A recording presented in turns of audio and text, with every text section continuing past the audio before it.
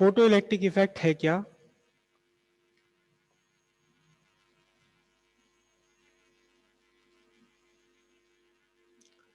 Photo electric effect है क्या?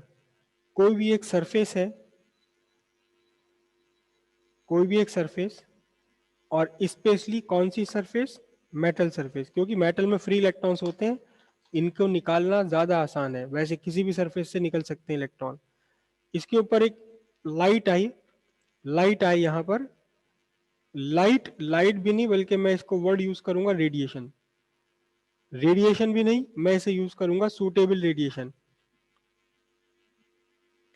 Suitable radiation, जब सूटेबल रेडिएशन इसके ऊपर आकर इंसिडेंट होता है तो सरफेस में से इलेक्ट्रॉन बाहर निकलने लगते हैं।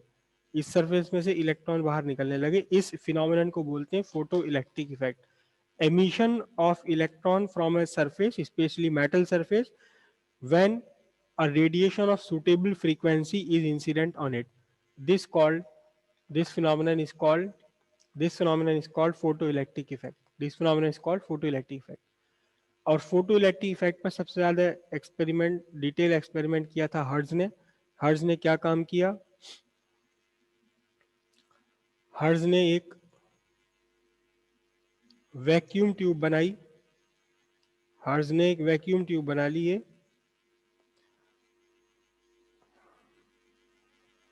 और यहां एक लगाई इसमें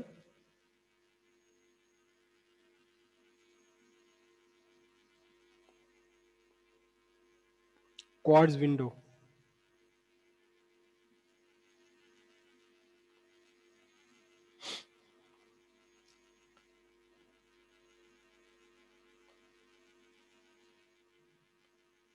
क्वार्ट्ज विंडो लगा दी। यहां सामने एक प्लेट लगाई, जिंक की प्लेट थी ये, और इधर भी एक प्लेट लगा दी, ये भी जिंक की ही प्लेट थी। और इन प्लेट्स को जोड़ दिया एक वेरिएबल सोर्स से। वेरिएबल सोर्स से जोड़ दिया।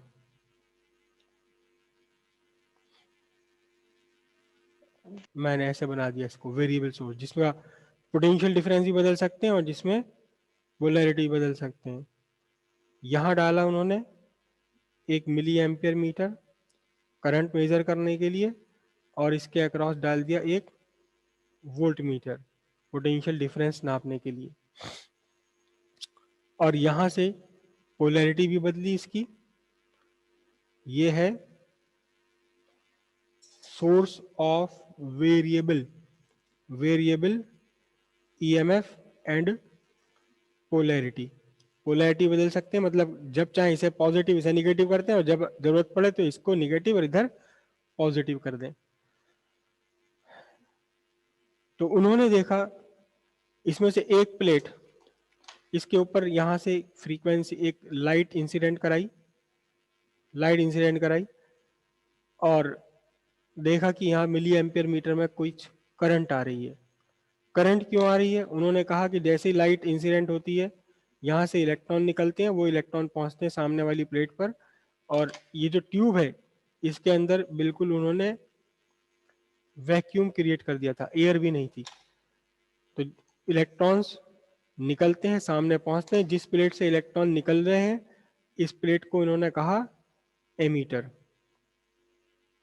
और जिस प्लेट पर जाकर के पहुंच रहे हैं ये, इस प्लेट को उन्होंने कहा कलेक्टर। तो उन्होंने देखा कि इलेक्ट्रॉन्स यहाँ से निकल रहे हैं और कलेक्टर पर सामने पहुंच रहे हैं। फिर ये वेरिएशन किया, यहाँ से वोल्टेज का वेरिएशन किया, पोलैरिटी का वेरिएशन किया, तो करंट में वेरिएशन आया। तो वो सारे वेरिएशंस पे उन्होंने कुछ ग्राफ बना लिए। सबसे पहला ग्राफ उन्होंने बनाया क्या? सबसे पहला ग्राफ बनाया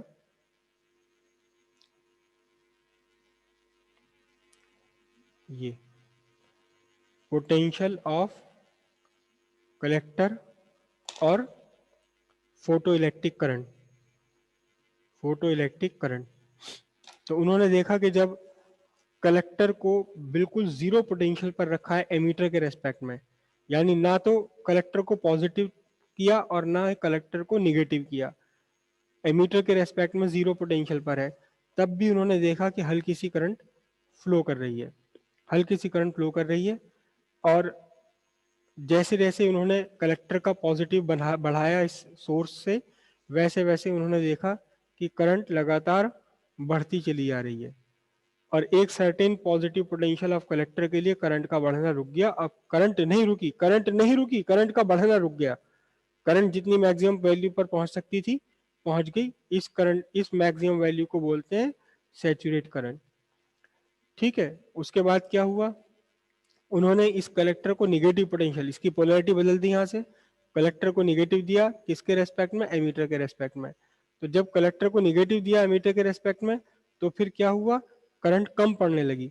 जब कलेक्टर जीरो था, जीरो पोटेंशियल पर था एमीटर के रेस्पेक्ट में, तो फिर हल्की फुल्की करंट फ्लो कर रही थी, हल्की फुल्की करंट फ्लो कर रही थी।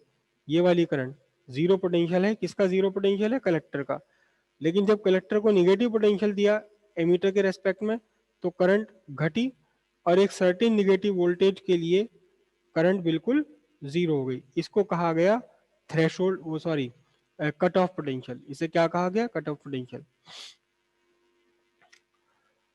उसके बाद उन्होंने क्या काम किया कि ये जो रेडिएशन इंसिडेंट करा रहे थे, इस रेडिएशन की इंटेंसिटी बढ़ा दी, इंटेंसिटी, तकड़ा रेडिएशन, स्ट्रॉन्ग लाइट यहाँ इंसिडेंट करी, और फिर से ग्राफ बनाया। तो उन्होंने देखा कि ग्राफ तो वही का वही बनता है लगभग, लेकिन जीरो पोटेंशियल पर भी थोड़ी सी करंट बढ़ जाती है, और जो सैचुरेट वैल्यू थी करंट की, वो सैचुरेट वैल्यू भी थोड़ी सी अब पहले वाली सैचुरेट वैल्यू से ज्यादा आ जाती, जो पहले सैचुरेट वैल्यू थी उससे थोड़ी सी ज्यादा सैचुरेट वैल्यू आ जाती है।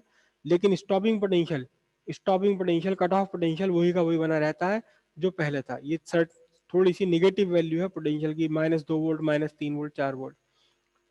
ठीक है, अब इसको एक्सप्लेन किया आइंस्टीन ने। आइंस्टीन ने कहा कि जब किसी हेलो सरफेस, सर।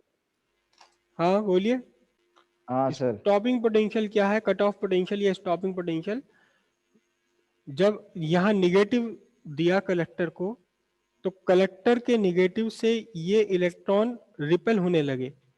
जब ये रिपेल होने लगे, तो एक सर्टेन निगेटिव वैल्यू पर कोई भी इलेक्ट्रॉन कलेक्टर पर नहीं पहुंच पाया, और करंट बिल्कुल पूरी तरह से जीरो हो गई।